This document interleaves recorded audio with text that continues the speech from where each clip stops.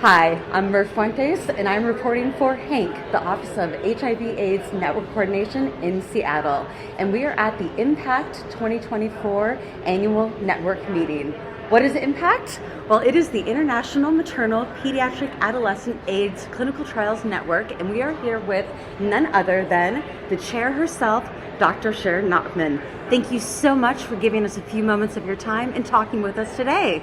Thank you for coming to our network meeting. Absolutely. Can you tell us what are some of the big priorities for your network in 2025?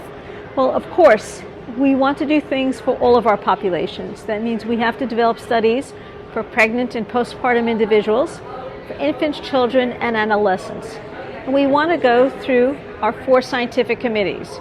We have to develop studies that cross therapeutics, cure and vaccines, TB, and brain and mental health.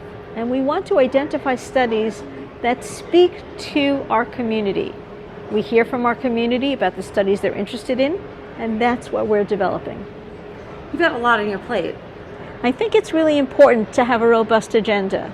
We have done over 11 licensure studies to date, and we have gotten medications approved for all of our populations, but that's not good enough.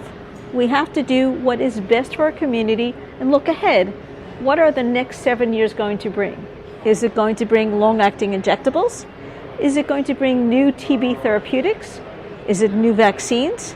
And most importantly, are new ways of treating our populations. That's the perfect segue into my next question, because as you're probably well aware, the network recompetition is heavy on everybody's mind. And I'm wondering, in your opinion, what priorities might be overlooked for your network? Well, we're very concerned about overlooking all of our populations. As you can imagine, we are excited that Dr. Diefenbach will be here tomorrow, and he will be talking about the recompetition. We know that there will be an RFA for us, and we need to focus on what are the next questions. Is it long-acting injectables? Is it postnatal prophylaxis, recognizing that 50% of infants that are infected during breastfeeding?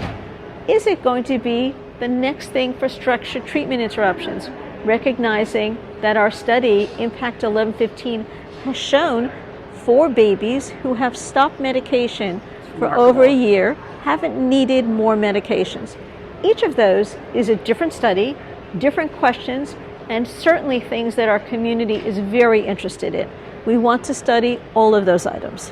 No, that's incredible. You guys have been doing incredible work for women and children for a really long time. And I want to end this on a high note. Can you tell us a study that's either currently enrolling, or maybe you've gotten results on, or maybe that you're going to be starting, but something that you're really excited about? You know, I'm really excited about pushing long-acting injectables to 2-year-olds. But more importantly, I want to say the next step will be, what are the long-acting injectables that we can use in the first year of life? Because recognizing giving children medication every day is so difficult, I want to say almost impossible. If we could do long-acting or even ultra-long-acting in that age group, that's something we really want to study. Wonderful. One last question. What motivates you? What keeps you going with such important, wonderful work that you're doing? What's your motivation? So I want to say the motivation is our community. They tell us what we need to do. We're here today with our community session, and they're asking us the exact same questions. What are we doing that's going to change their lives and their children's lives? All right. Thank you so much for your time, and thank you so much for your important work. Thank you for coming to our meeting today. Absolutely.